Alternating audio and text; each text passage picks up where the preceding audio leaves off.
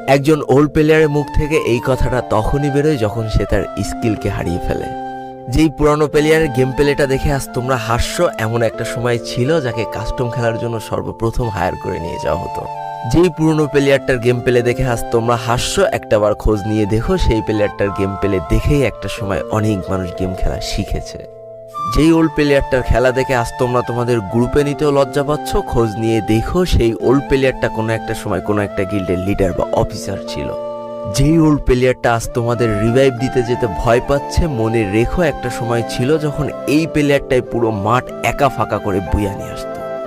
যেই নতুন প্লেয়ারগুলো শুধুমাত্র ডাইনামিক ডুয়োর সাথে গেম খেলার জন্য সারা রাত জাগো, তোমরা মনে রেখো যারা ওল্ড প্লেয়ার ছিল তারা সারা রাত খালি ট্রেনিং পিটাতো নিজেদের স্কিল ভালো করার জন্য।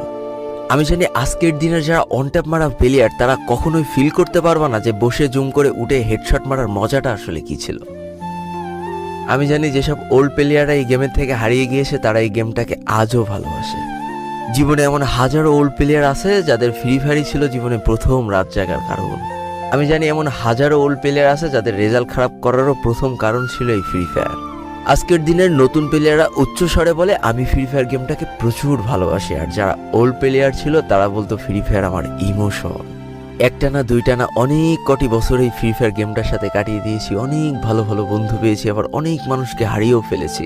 আমি জানি এমন অনেক ওল্ড প্লেয়ার আছে যারা এখনো এই ফ্রি ফায়ার গেমটাকে দিনের পর দিন খেলেই চলেছে সেই ইমোশনের জায়গা থেকে। স্যালুট তাদেরকে।